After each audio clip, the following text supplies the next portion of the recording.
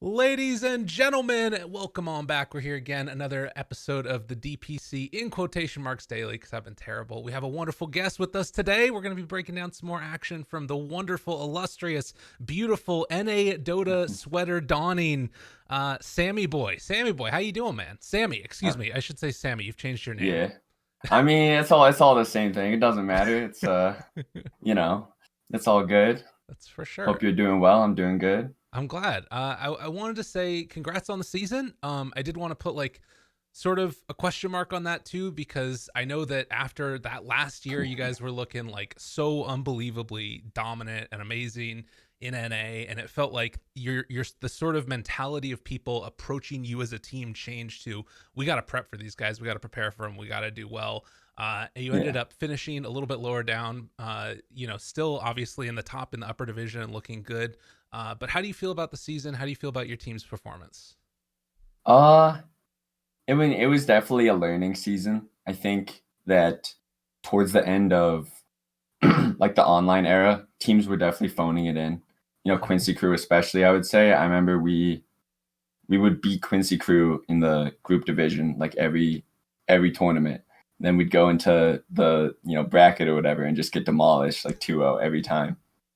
So I think teams were definitely kind of phoning it in, and the level of competition has definitely risen. I think Undying's just a really good team. They were better than we expected, and you know we had close series versus them. I think we had a really close series versus EG as well. Like we could have 2-0'd both those series pretty easily, I think. Right. Um, with just slightly better play. Yeah. And me especially in the Undying series. So it was like, we were pretty close. Not a bad season. I think that's a pretty good judgment of like sort of where you guys fit, because I think that when people like look at the score and then they see like the thing at the top where everybody's tied and then they see you Yeah. guys in the middle, people are like, oh, there's three good teams tonight. I was like, no, that's not really the whole story. Like those matches were Yeah. super freaking close. And I think that in particular, like like you said, the EG series and then the Undying one going 2-1, and then to me at least, it felt like the Undying match against Quincy Crew was more a matter of like Quincy coming off the win of EG and letting their guard down a little bit. I don't know. Would you kind of agree with that estimate? I don't want to give any disrespect to Undying Right. because I think they played really well, but I definitely think Quincy Crew were not as prepared for that match as maybe they should have been, like mentally or whatever. Right. I think they didn't play their best Dota. Not to say that Undying like didn't play great, but I just think Quincy didn't play that well. For sure. You have to come prepared and like uh sort of be able to take advantage of a team that's not playing at their 100% too, and Undying Yeah, definitely did absolutely. that. That's part of it. I think you could say the same about us for EG in week one. Like we came out, we played, pretty well, but I would say EG that series, like, didn't play as well as they could have and made the series very close. Okay. So speaking of that now, just looking at the broader stance of Zoomers relative to the entire region, this is a team that I think, like you said, has sort of made a lot of gains during the sort of COVID era. And I think a lot of people are looking at it now as like this is a team you always have to watch. How are you feeling going into season two? You said you felt like you learned a lot this season? Do you think it's the type of thing where you're going to be even stronger going into the next season? Are you worried at all? What's going through your minds? Um, I mean, we're excited for next season. I think when I say we learned a lot this season, it doesn't even really have to do with, I would say, Dota. Like, I think we didn't improve very much as Dota players, but we learned a lot about, the team dynamic and like how we can work, together to get better and like work together to, you know, help each other out basically. Hmm. Because I think the way that we practiced this season was really bad, and like it wasn't necessarily toxic, but it was just the things we were doing to try to practice weren't conducive to like improving. Hmm. And like I feel like personally I came in, I played really well at the start of the season. Like, I'm playing at a really high level, I thought. And then as the season progressed, like, we're doing all these different things. And for me, at least, I got really distracted on like trying to do all these different things and trying to learn, trying to focus on too many things at once, I think. Mm. And my level of play fell really hard, I would say.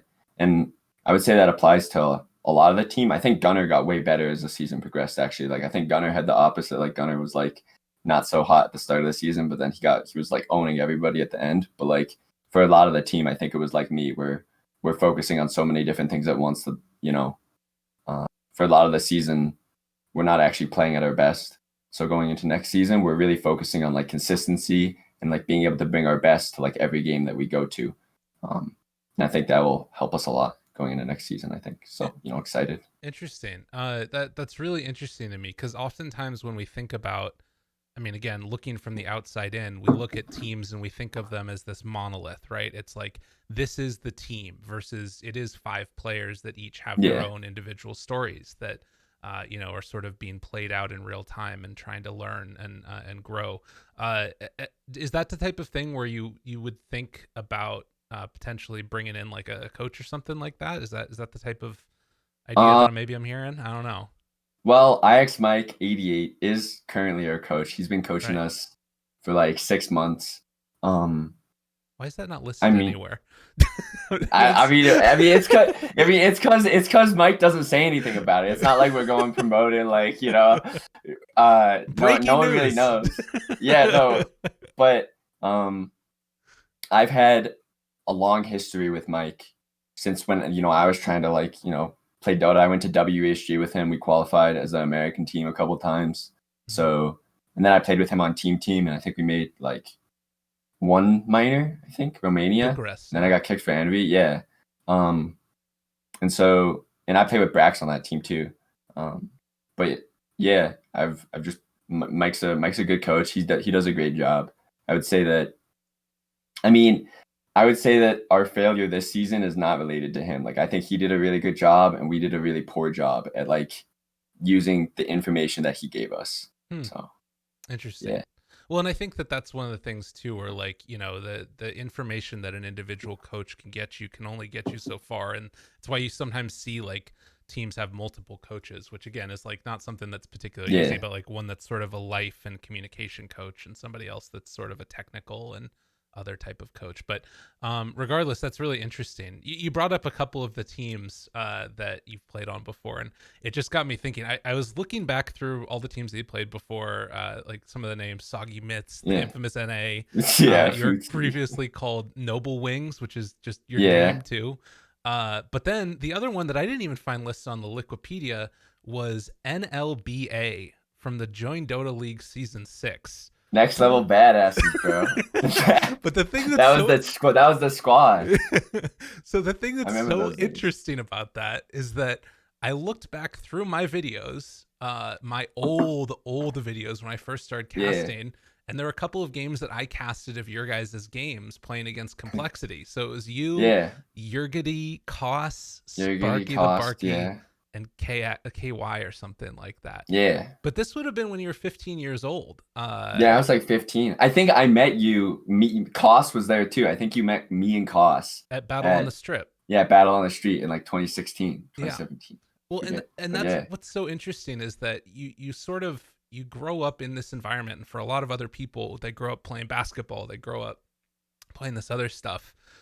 Yeah. What's that experience like of like transitioning from this person that's on the outside looking in to now competing against these people? Like it feels like it'd be a little bit of a mind fuck, right? Where you're like Yeah. you're little and you're seeing these people and you're looking up to them, and now you're playing against them. It's like playing against like LeBron or something, out of Yeah. like high school. LeBron James. Yeah. Showing up at your, D2 college playing Right. with LeBron James. What's that I like? mean, it's definitely interesting. I remember like TI4, I think. Mm-hmm. As I met like, I got everyone's autograph. I have the mouse pad. Like, I got all the NA Dota names. I got Mason. I remember I stood in line to get like IX Mike's autograph. Like, it was definitely really weird for me to like I remember getting these people's autographs. Then like at one point I'm like on a team with this person, like we're playing. I was like, Right. holy shit, like that's fucking cool. Yeah. Right. Um and like, I didn't start Dota until like 20, like like right around TI3, I think, Hmm. is when I started Dota. Right. So like then I convinced my dad to let me go to like TI4 and like actually like go to the event and like, meet all these people.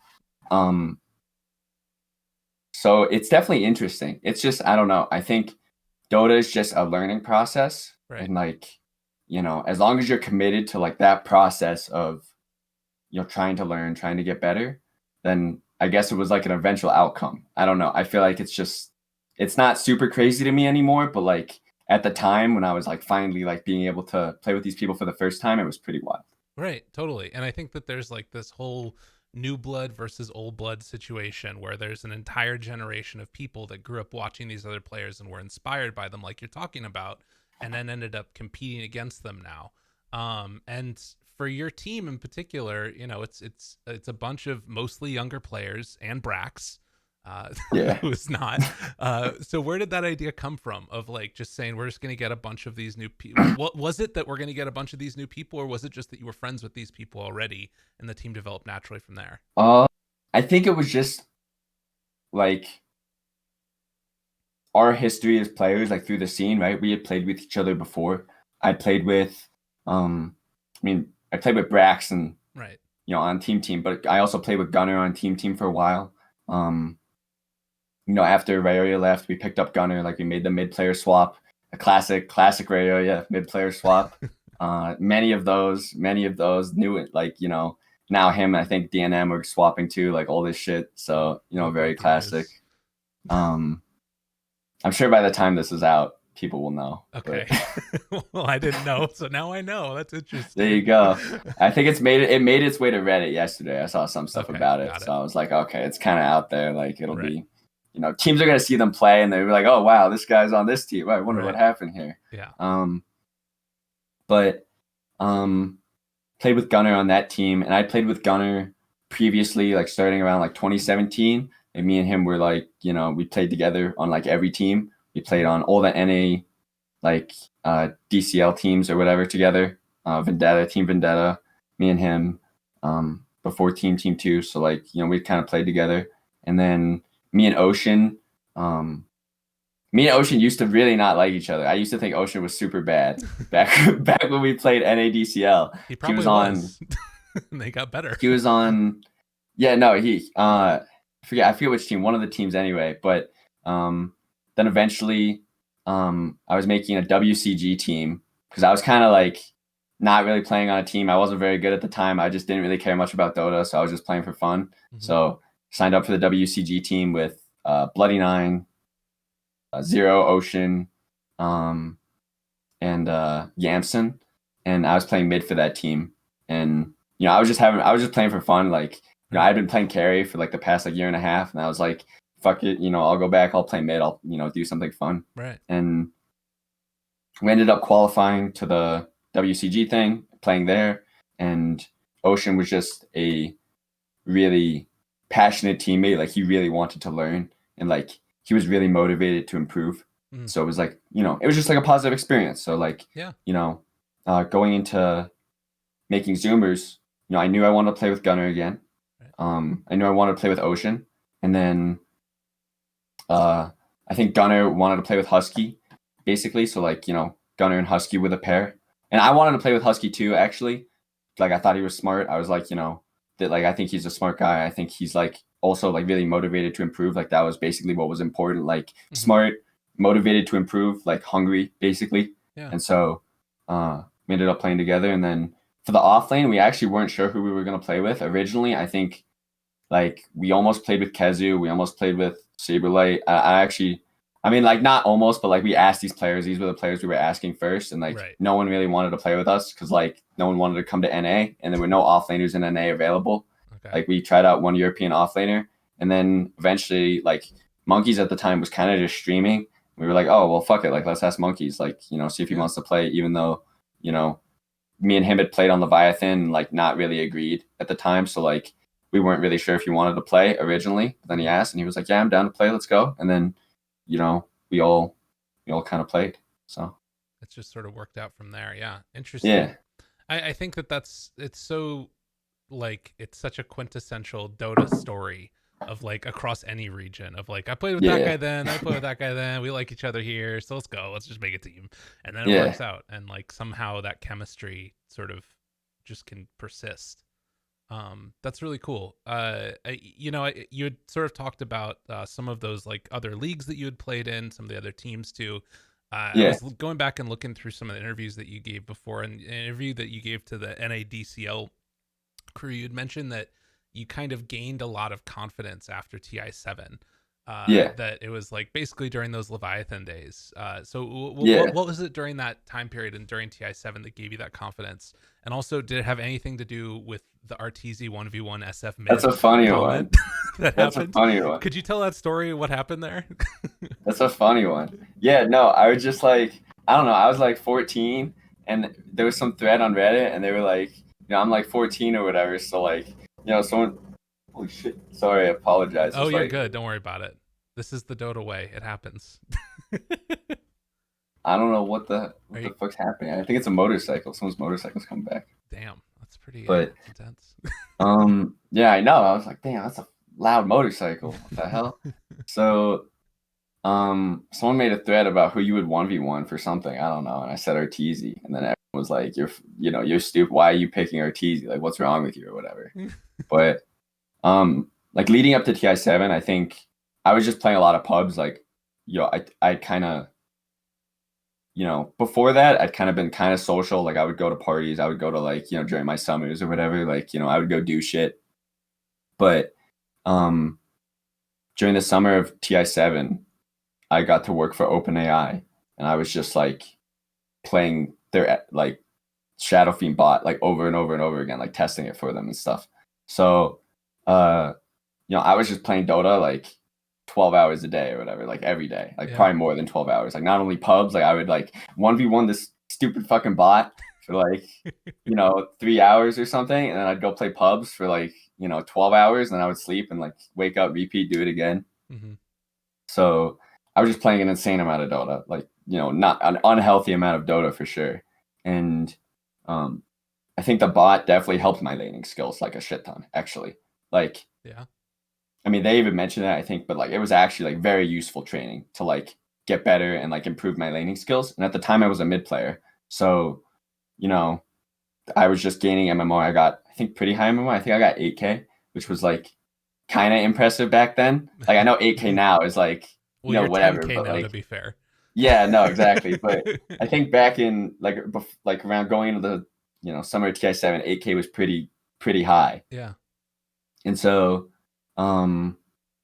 yeah, I just improved a lot. And then we were like at TI7 and for some reason I don't even know why I 1v1 Arteezy, but they made me 1v1 Arteezy and like I was getting destroyed like the first minute I was getting absolutely demolished and then I ended up winning just like, double waving him under his tower and like triple raising him or some shit. Nice. And I super didn't deserve to win, but I won. I was like, all right,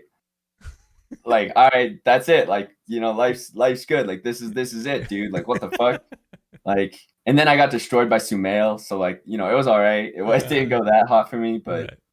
yeah, it was interesting for sure. That's awesome. I want to hear more about like some of that time with the training with the AI bot, because I think probably a lot of people don't know that out there. What was that? I mean, can you speak about it? I guess at this point, I'm assuming. I mean, I don't think they would care. Okay. I don't think like I can't think of anything. I mean, I'm not gonna say Right. certain things, but like yeah, I can talk about it. It's What just what like what went on? What was it like? What was it like sort of doing that every day? Like how good was the bot when you first started playing against it? it was really bad. Okay. It was definitely no, it was super bad. Like it never beat me, not a single goddamn time. Like it was super bad. Um it was a super interesting experience. It's definitely one of the like experiences in my life that has shaped me the most. Like that, especially because I was super young and I was surrounded by like these insanely smart people, Right. like super super just ridiculously smart people, like the smartest people in the world. Like these guys are geniuses. I'm just some like 17-year-old kid who plays a lot of Dota, and like I don't think I'm stupid or anything, but like not these guys are super smart. So and especially also just like the work ethic they had, like, Yeah. just the the process that comes along with, working on something like this long and like working to, you know, do something that's never been done before, stuff So like would that. you go So into the offices with them? It wasn't like you're playing from your house. I was playing from my house remotely for the first like couple months, and then I went into their offices for a few weeks. And they Uh-huh. were just like they put me up in a hotel. It was like a summer job for me, like, Nice. and it was in San Francisco, so near you too. So they're Yeah. in I think they're still located there. I don't actually know, but yeah, it was awesome. That's so It was cool. really fun. I love that. I don't live in the city anymore, sadly, even though I'm wearing the Warriors shirt. But I grew up around that area. That's so cool. I think that's a really unique experience to go through. And like you said, obviously it made you a better player as well. Do you think that Yeah, type of like targeted training? So like that's specifically the laning stage, but for a while I've had these yeah, thoughts that like uh sort of if you could create like a custom map that's a scenario like fighting around Roche Pit and just like yeah. play that scenario like 20 times in a row, that type of training is where we're going to eventually go with Dota. Um, on a hypothetical level, sure. Like you can train like, team fighting, like, some sort of some sort of thing where you could train specifically just like, yo, these are your heroes, these are your items, go play a team fight. But Right. like the uniqueness of Dota is that, you know, I feel like there's some stat on this, right? With the amount of hero combinations and how like we're never gonna have, you know, the same, 10 heroes in a game. Like we're never even gonna have like the same, whatever, 5 heroes in a Hmm. game or whatever. Interesting.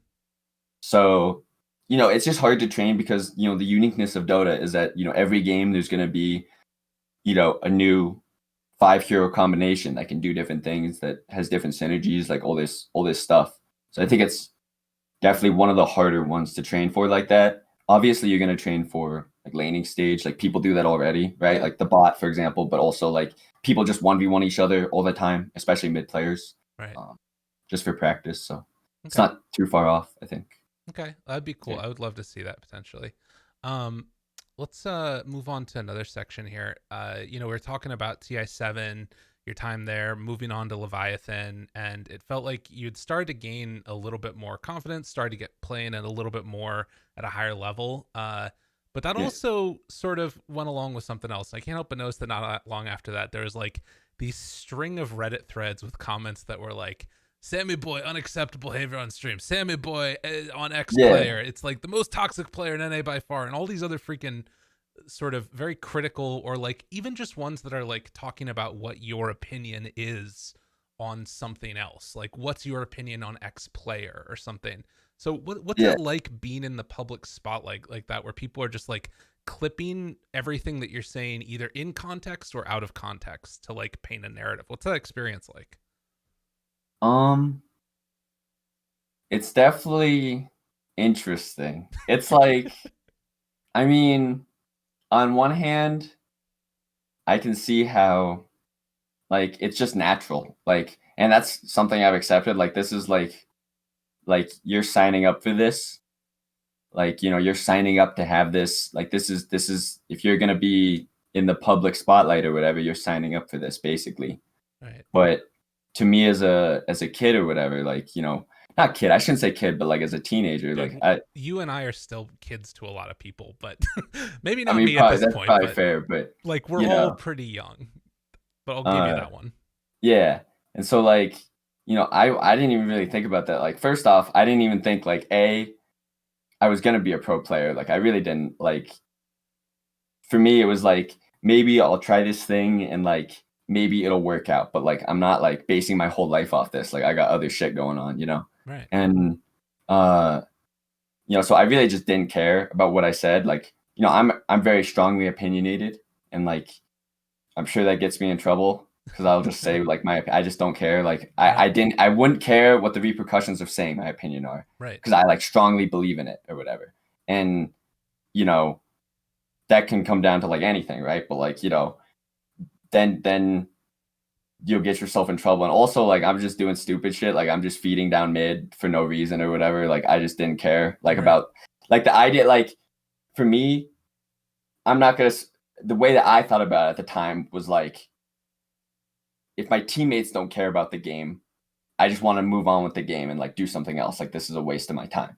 And so Right. I would just be like, I don't care about this. Like I'm walking down mid, I'm picking Fury on whatever. Like if you guys, don't care, whatever. And it's like a really like you're never gonna practice, like get good practice that way. Hmm. But like that's how I thought about it at the time. So like I just didn't care or whatever. So you're So, saying I'm doing all this toxic shit and like, it's to be expected. I mean, you're saying that that's how you felt at the time. Do you feel like your opinions have kind of changed on it since then? Because it sounds like they have, based on the way you're talking about it. I still think that if all four players, like I feel like basically if you play Dota in that way, like you're not going to improve. So Right. like you have to just play Dota in a way where like you're going into every game and you're going to try to win no matter what. And the way that you try to win doesn't necessarily matter. Like as long as you're trying to win the game, like trying your best to win the game, like then you're going to be able to learn something. Hmm. And like I hopefully your teammates should also play Dota that way. So that way you're all trying to win the game together, right? And like if you play Dota like that and you don't care if you lose, you just play to win, like you're going to improve much faster. And so, the idea that like you give up on a game is probably just bad because as soon as you give up on the game, your opportunity to learn from it is like zero. Like you're not going to learn anything. Like you're wasting your time, right? Yeah. But if you keep playing to win, the time that you're investing in that game can maybe like teach you something, right? Yeah. I think that's a really great idea. It's like, I think that's something that people have a lot of questions about back and forth. And I know that I've had arguments with people about this before about the extent to which you should, you know, Yeah, practice like you play. Like if a game's going horribly in a competitive match, you're not just going to give up either at that point. Like you, yeah, absolutely. so train your brain to think that way. Absolutely. Yeah, and I mean, I'm not, Nobody's there are still perfect. games that like, you get games where your teammates don't try. Like Yeah. those are the games that make me mad. It's the ones where like, you're trying really hard and there's just some dude who's like, I don't know, jungling on like whatever, right? Or like, Yeah. doing something obscene that like will make this game very difficult. And you're just like, dude, you're not trying. Like, why? Like everyone else has to try. Like all four other people have to try really hard, and you're just like taking a piss on their attempt at like winning the game or whatever. That's how I think about it. So like, Yeah, it sucks. I still get mad, but less so. It's how it goes. It's how it happens. I think that it's really interesting because I want to talk about this a little bit later, but there's like sort of I think also a really big difference in terms of the way that the public views it versus the way that pros view it. Because obviously Yeah. for y'all, it's like, okay, this is going to be my career. I need to learn from this at all times. And in the past it feels like there's sort of been there's that like knock-on effect of if a pro gives up on a game, then it makes the people that are at home feel like, okay, I can give up on a game too. But maybe like, there's a person that only can get in one game of Dota before they have to go back to work, and that one game of Dota you've got like, like you said, a Furion running down mid or something like that. And that sucks. But it's really interesting, like the way that people play Dota for different reasons. And I think that your incentives are like wildly different depending upon what it is. Okay, so I guess with that too, uh, I'll say that like there's sometimes where definitely we've seen like clips of you where you're clearly going over the line. Sometimes there's sometimes where you're doing things that I wouldn't do, but there are other times where it feels like you try and step in and like bring the temperature down in the room. And specifically, there's also this interview that you gave in September of last year. You got a question about like toxicity. Do you need to be better? You mentioned that you do, but then you also said this quote, which is, this isn't even including how toxic the public is towards some of the nicest people in the scene, but that's a whole different topic. Stuff makes me really sad. When I see people unjustifiably shitting on my teammates or friends, I tend to get really upset and say things that I shouldn't say, rather them shit on me than the people that do not deserve it in the slightest. So is this something that you feel like is a big problem in our scene today, where like there's sort of tangential hate that gets thrown off that's like undeserved, or is there like a specific incidence in the past that you think of when you think of that statement? Like what's your mentality on that there? I think, well, there's a couple things there. Like, I think in general, people are just very strongly opinionated. Like they're gonna pick an opinion and they're just gonna like that's generally it. Like once they've, you know, decided something, Mm-hmm. they're gonna stay with that opinion, probably even if evidence points otherwise, right? And so like for me, a lot of it is stuff like, Gunner got an insane amount of hate for like basically just sucking. But like he didn't even really suck, but it was just like, his teams had poor performances or whatever. He would get a lot of the blame for him. And like this is someone who like is the most like PMA, like he does not do like, anything bad. Like this dude's PMA as fuck, like every game trying super, super hard. Like he doesn't really flame people like at all on his stream. Like, it's like some situation where there's someone who's being like so positive towards the community, and yet like people still just like want to shit on this person for like no other reason that like, they like the other players on his team or something. I don't know. It's a very like, and that stood out to me because I was like, if you can get so much shit for like just being as PMA as possible, like, it's super easy to like, I don't know. That to me, like stuff like that has always stuck out to me. And there's been other occurrences of that too. Like Gunner's just like a, example for me. Totally. It's like pretty crazy. Well, I think that there's something there that's really interesting. You mentioned like, and again, this is not like to talk about any one person in particular, but you talked about there, like if people like the players on his team more or something like that. And that feels like it's something that is really weird. I don't know if it's as much in other scenes or if I just see it more in NA, but it feels like there's kind of these groups of people or like groups or cliques of friends within North America that sort of have their own individual fan bases too, that then the fan bases will like go after different people too, which is like I know. the dumbest thing, where it's like the fans feel like they're part of the cliques and then it's like we're gonna hate on that person, we're gonna hate on that person. I know. It's weird, right? No, it is really weird. It's like people come to my stream and just like shit on other people all the time, like literally all the time. And like, sometimes they'll come to shit on my teammates, and I'm like, how are you expecting me to react to this? Like, you think like it's just like what, you think I'm just gonna sit here and be like, yeah, fuck my teammates. Like, you're right. like nice. Like you think like, I don't know. Like, I'm just gonna validate this shit. Like, it's so weird to like, I don't know. I always wonder what those people are thinking when they, when they're spending their time like this. Like, what do you think the streamer's reaction is gonna be? I don't know. It's very weird. Yeah. Very interesting. There's definitely some interesting psychology in there, because it's like, I think part of it too might be that like if somebody's a fan of somebody else, then they feel this natural instinct to protect them. And so if like they lose a game in a competitive match, they want to blame somebody on their team because they don't want their person that they're a fan of for it to be their fault. And that maybe could relate to your team thing too. Yeah, no, absolutely. No one wants to take the blame. You don't want to blame someone else, all that stuff. Well, you don't want your favorite person to have to take the blame either. So you like go in there and you try and like boost them up by shit talking other people, and it just makes them feel confused. Yeah, no, exactly. Where you're like, oh, like, thanks. It's never the truth of the matter. Right? Totally. It's like it's all speculation, and you're talking to like the one person who probably like actually knows what went wrong too. Right. Which is the funny part. So yeah. Well, that's really interesting. I guess that maybe we can just put a PSA out there that's like, don't talk as much shit, people in the world. Something like that, yeah. There's another thing that I wanted to sort of talk about. I guess that I already touched on it a little bit, which was just the flaming players in game versus like the pro games versus the games that I kind of get, in the relationship that pros have with that.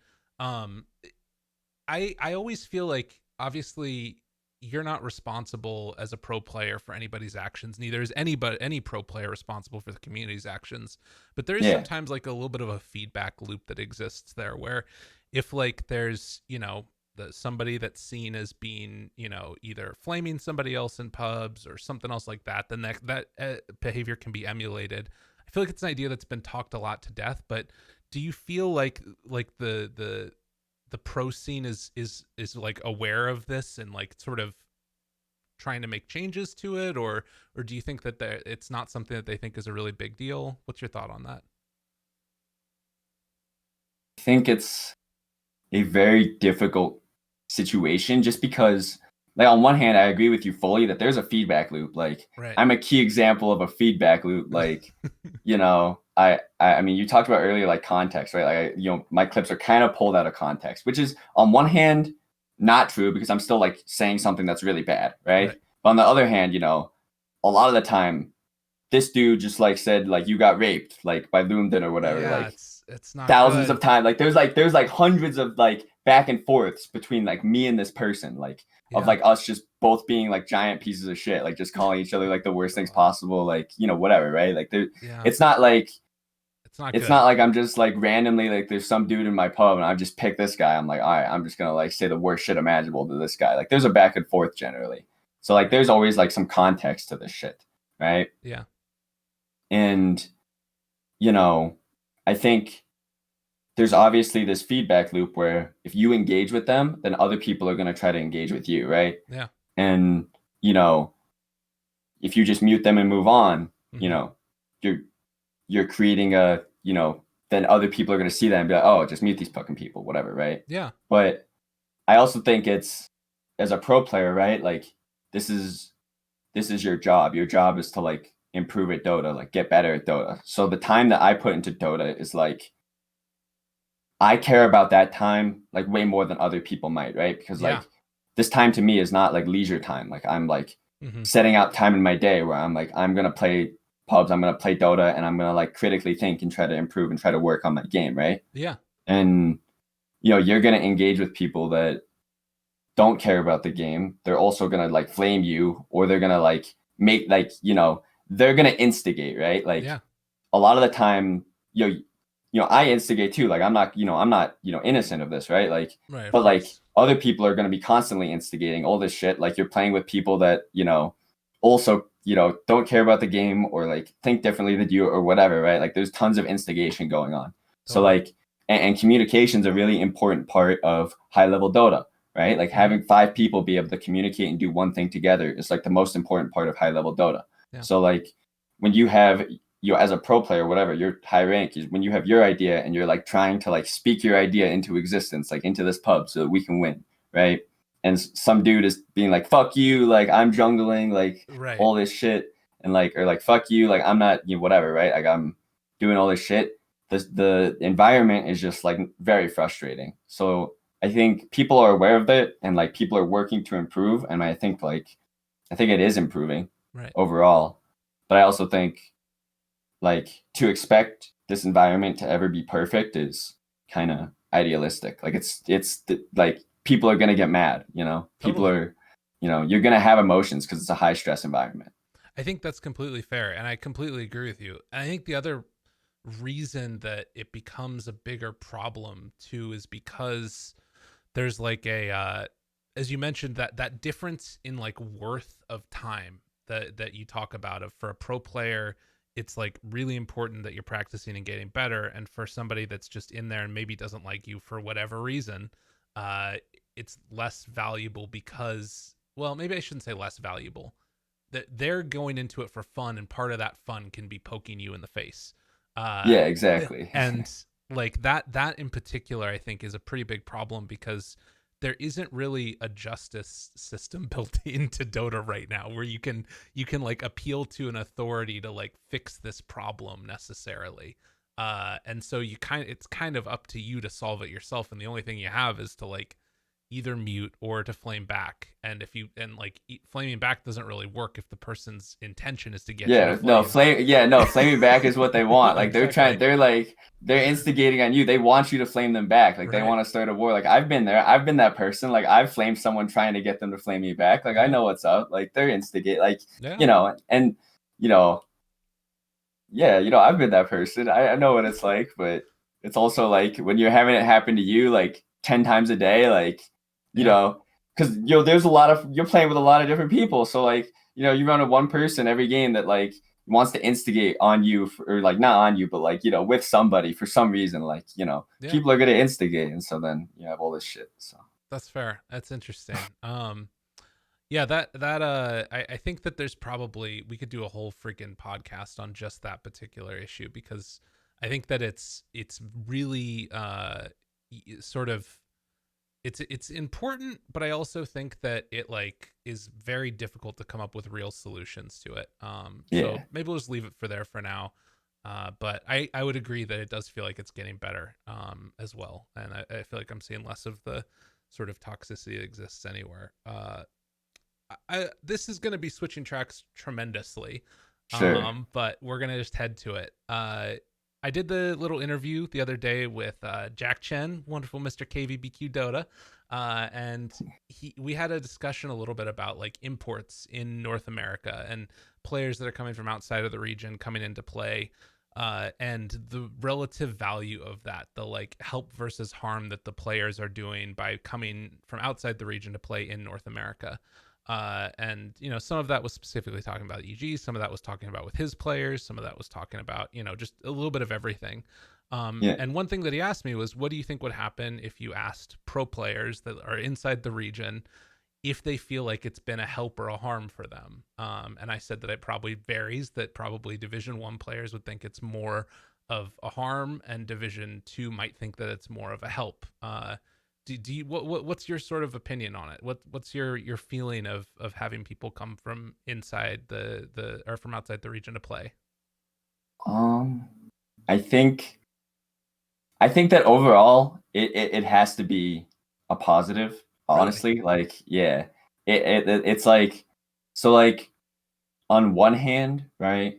When imports come to your region, what they're doing by like coming is taking one slot on a team away from you, basically, right? Like you're a pro player or like you're trying to be, right? There's a pool of like 40 players or whatever, right? Yeah. And out of those 40 players, 20 of them are on teams, right? I mean, in NA, it's like sponsored. There's one like 5 of those, but you know, ideally there's gonna be like I don't know 20 of those, right? Yeah.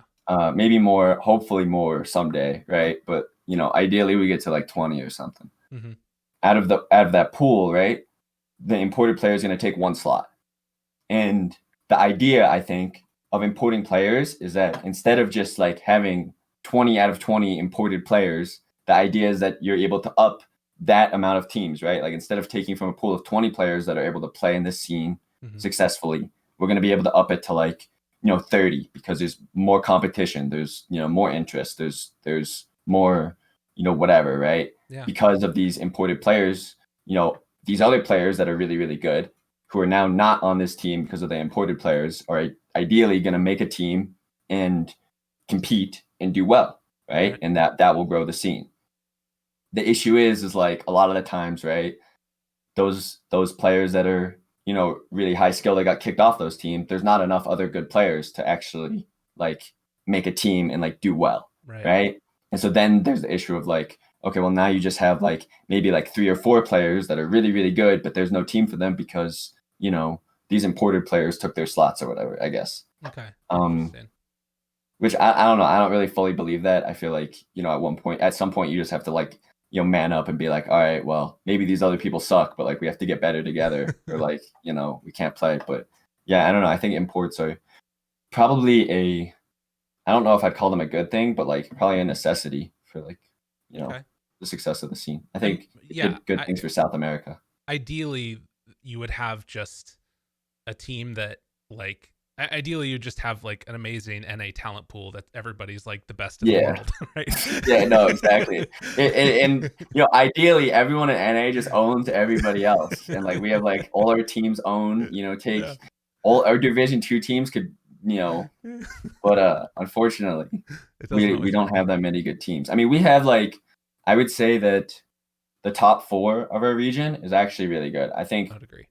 any of the top 4 of our region. I mean, I think I'd be confident that if we went to Europe, we would probably be maybe not winning Division 1, but like we could maybe get like 6 to 8 in Division 1 or like top of Division 2, Mm-hmm. right? Like I think that's where a lot of the like us and Undying are. I think EG Quincy could probably maybe threaten the top of Europe. So I think our region's probably like half the size, right? Like, I think Europe has probably like 8 to 10 teams. We probably have like 4, Right. which is not ideal, but I think we're working on it. I think the new Sad Boys roster will be good. I think, I think there will be another team that'll pop up, and hopefully, we get up to having more really good teams.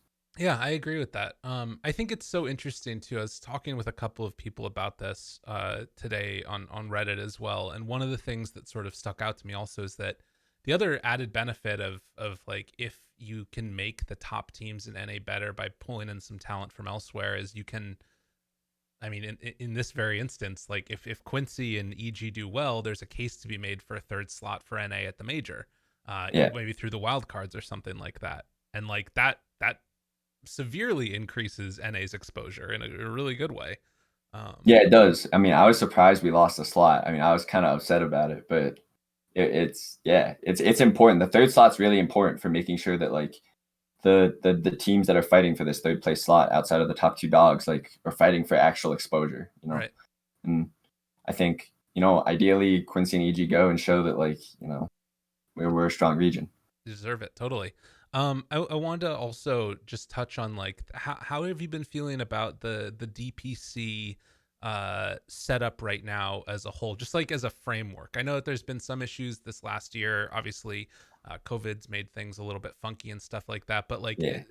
sort of in your mind, do you like the way the sort of decisions that have been made and the way that it's been moved and implemented so far? Uh I mean, I think I'm not an expert on it. Okay. I know the strategy they're going for, right? I think before this we had some baseball type. There's a match every day, like every Right. team is playing like multiple times a week, like match every day, you know, some baseball stuff, and they're going for more of like a like American football approach, right? Where like every week these matches matter, Right. and you know, there's only going to be this amount of matches, and they only play once, you know, Right. and that, I think, I mean, to me, I see a lot of parallels to like American football, right? And the Yeah. success that they've had in viewership. And like I can see, I guess, the idea that they're going for. How has it worked for Um, you though? That's what I want to know. It's not like the idea of how you feel like the ideas yeah. behind it in viewership, but like how has it felt as a player? It's honestly felt pretty good. Yeah. It definitely sucks that the matches mean so much and they like one match and you feel like your season's kind of fucked, but Right. not having like a ridiculous amount of matches every day has definitely been better. I think, uh, and we've seen that like viewership was a lot better. I think for the region too. So I mean, as a player, I can't really complain about it because I think, you know, it's better than whatever the fuck we were doing before.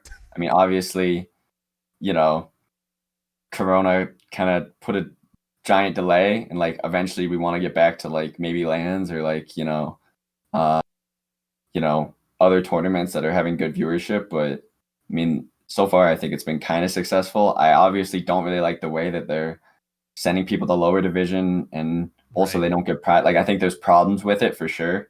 Hmm. That I hope they address. I mean, I think there's a lot of like there's a lot of things that could be worked on to make this system better. Okay. Um, When you say lower but division, you mean that you just drop out immediately if you're bottom two? yeah, that there's no playoff between the lower, like the bottom two teams and the upper two. There should be like some sort of play in there that decides who goes up, back up to upper division, right? I kind of agree. Because, you know, there's like there's a funny situation. I don't know how TI qualifiers work, so I could be spitting complete bullshit. But I believe there's a situation, right, where if you drop down to lower division next season, you can't play TI qualifiers, right? Because the TI qualifiers pool from upper division, I believe. And Right. so like I think if you're bottom two that like in season two and you drop down, you're just out from TI. I But thought if you that it was were out from season one even. I thought that that was how it worked. That if you drop down from season, no, that's not it. so Because I in thought that season was one, the Viking thing. well, the idea was in season one, it's actually better to drop down than Oh. to compete in season two and drop down. Because if you drop down in season one, you can win your way up in season two, and then you'll play TI qualifiers, right? Ah. But Okay. if you're in Interesting. season two and you drop down, then you're just out. Like you have no recourse, right? Jeez. I'm not sure if that's how it works. Hopefully, it's not how it works, but that's I think based on what they've said how it may work, which Okay. is really like There's a lot of things there. not good and like really weird. Like there should be a plan. And like Right. also the lower division, the bottom two teams should get money still because like they're still playing all the games, stuff Yeah. like that. Like, Okay. um, Having the yeah, money all the there's. way down to Division Two feels like it's a nice gift, or not gift, but a nice benefit to all those teams as well. I mean, I just think it helps prevent meaningless games. Yeah. Like, uh, you know, once this team is whatever 0-5 and they're not going to get any money. Like we saw that in NA lower division, right? Like one team just dropped out because they realized they weren't going to get any money because they were going to get bottom two, right? Yeah. And the issue with that, right, is that a lot of the times, for these teams, it's not like 5 people got together and they were like, yo, we're dropping out of division, like, let's fuck this, right? Yeah. It's generally like 2 of those players, right, are like, this isn't worth our time, we have jobs, we have real life shit, like, I'm not going to play the rest of these. And the other 3 players are like, well, we kind of want to keep playing, but like, we Right. can't use, now that our other 2 players left, like, the rules say that we can't just pick up new players, right? Yeah. So our 2 players left. Now we have 3 players left. Well, we just have to drop out, right? Like, that's your only option. And if there's no money involved, that scenario is going to be pretty common, I would say, where like these people are working real jobs, 1 or 2 of them drop out, and then their options are either, if only 1 of them drop out, maybe we can use a stand-in for the remaining games. But if 2 people drop out, you actually just like can't play, right? So, and that situation is really common, like especially with people in America where people have jobs, people have school, whatever, right? Yeah, my hope is that this is going to be the type of thing that they iterate on for the future and going forward. And obviously, again, like the world is blowing up right now, slightly less so. It's getting a little better, but it's the type of thing where hopefully it's going to be able to be better in the future. Yeah. Let's see. Was there anything else that I wanted to touch on? There was one other thing we didn't get to touch on with toxicity. That I'm just gonna throw that out there to the world and to the people. You can react to it if you want to or not. But there's one other thing that I wanted to touch on that I forgot, which was a lot of times when we're talking about toxicity, that people say that a person is toxic as opposed to actions are toxic. So I just want to put into the world. Don't say that a person is toxic. Say that their actions are toxic, so that way they have some chance for redemption. Smile, good stuff, thumbs up, everybody in the world. No, that's a good one. No, that's a good one. So I want to give you the last word though. You're ending off season 1. You talked about your hopes for the future, a lot of other stuff. Where can people find you? Where can people find you streaming? And just I'll let you have the floor a little bit. Say whatever you want to. Sure. I mean, you can follow me on Twitter at Sammyboy GG. I think I'm also on Twitch at Sammyboy GG. Follow 4Zoomers. I think hopefully we will have a sponsor for next season. I don't know. Oh my God. I will see how it goes. Like don't talk before it happens. But hopefully we'll have a sponsor next season. And so whenever this interview comes out, if we're sponsored, go follow our sponsor. That would be sick. Hopefully, there's so much breaking news. Yeah, I know. We'll see. I don't know. That's awesome, dude. That's about it. Nothing for me, man. Thank you very much for having me. Of course. Wonderful having you. Noble Wing, Sammy Boy, now Sammy, all the words together. It's been a pleasure. And to everybody out there, we'll see you guys next time.